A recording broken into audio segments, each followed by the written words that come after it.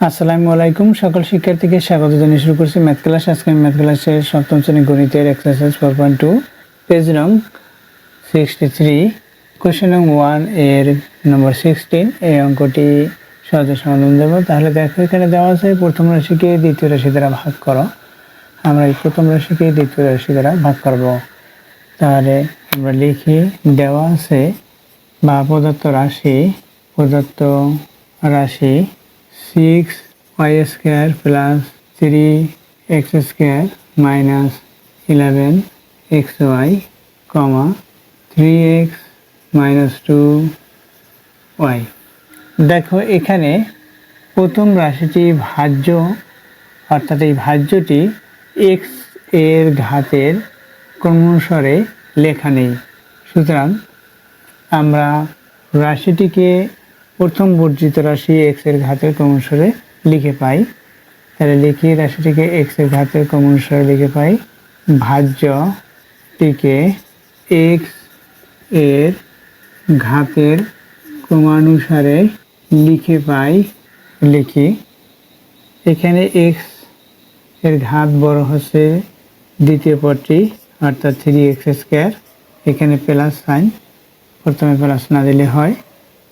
এরপর হচ্ছে minus 11xy, এরপর হচ্ছে প্লাস 6y স্কয়ার।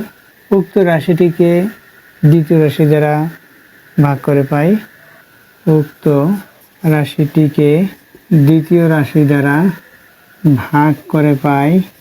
দ্বিতীয় রাশি দ্বারা ভাগ করি। এখানে দ্বিতীয় রাশি আছে 3x মাইনাস 2y, প্রথম রাশি হচ্ছে 3x square minus 11xy plus 6y square. এটা হচ্ছে দ্বিতীয় রাশি। এখন দেখো এখানে কিভাবে ভাগ করতে হয়।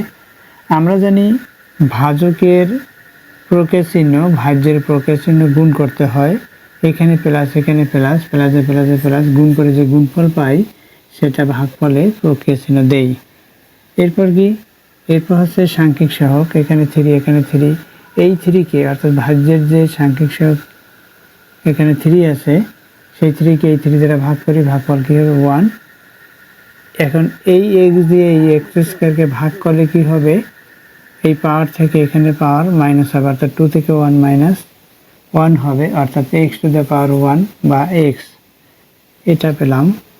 এখন কি করব, এই যে x পেয়েছি বা প্লাস x পেয়েছি, এটা দিয়ে এই দুইটি পদকে, ভাজকের যে দুইটি পদ, এই দুইটি পদকে গুণ করে এখানে লিখব, অর্থাৎ ভাজ্যের স্থানে লিখব। দেখো আমরা সাধারণত ঘাতের ক্রমানুসারে বা রাশির ক্রমানুসারে ভাজ্যটি লিখব। দেখো এখানে ভাজ্যটি লিখব। দেখো এখানে এই প্লাস সাইন, এখানে প্লাস সাইন, প্লাসে প্লাসে প্লাস, এখানে 1 আছে, এখানে 3 আছে, 1 দিয়ে 3 কে গুণ করি 3 হবে। এখানে x, এখানেও x, x এর সাথে x গুণ করলে x স্কয়ার হবে। এরপর এখানে মাইনাস, এখানে প্লাস, এখানে মাইনাস, প্লাসের সাথে মাইনাস গুণ করি, প্লাসে মাইনাসে মাইনাস। এখানে 1, এখানে 2 আছে, 1 দিয়ে 2 কে গুণ করি 2 হবে। x দিয়ে 2y কে গুণ করি 2xy হবে, এটা হলো। এরপর আমরা সাইন পরিবর্তন করব, এখানে প্লাস আছে মাইনাস লিখি, এখানে মাইনাস আছে প্লাস লিখি, এটা হলো। এখন এটা থেকে এটা বিয়োগ, এখানে কি হবে, এই যে প্লাস সাইন, অর্থাৎ 2 এর সাইন আছে প্লাস, এখানে 11 এর সাইন আছে মাইনাস, সুতরাং বড়টির সাইন হবে। আমরা যোগ করতেছি, এই 11 থেকে 2 বাদ যায়, অর্থাৎ 9 হয়। এখানে xy আছে, এরপর কি তৃতীয় পদটি প্লাস 6y স্কয়ার, এটা হলো।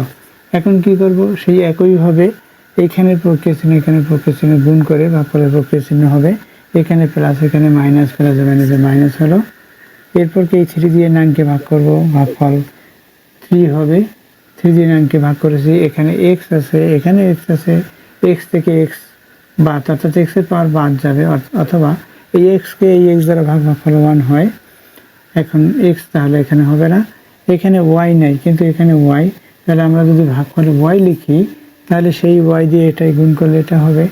আমরা জানি যে সাধারণত এই ভাগফলের সাথে ভাজক গুণ করে ভাজ্য হয়, তাহলে এখানে মাইনাস, এখানে কি, এখানে হচ্ছে প্লাস, প্লাসে মাইনাসে মাইনাস, 3 দিয়ে 3কে গুণ করে 9, এখানে ওয়াই আছে, এখানে এক্স আছে, এক্সের সাথে ওয়াই গুণ করলে এক্স ওয়াই হবে, এখানে মাইনাস, এখানে মাইনাস, মাইনাস জন্য প্লাস, 3 দিয়ে 2কে গুণ করে 6, ওয়াই দিয়ে ওয়াইকে গুণ করে ওয়াই স্কোয়ার হলো, এটা পেলাম। এখন আমরা সাইন পরিবর্তন করব, এখানে মাইনাস আছে প্লাস হলো, এখানে প্লাস আছে মাইনাস হলো।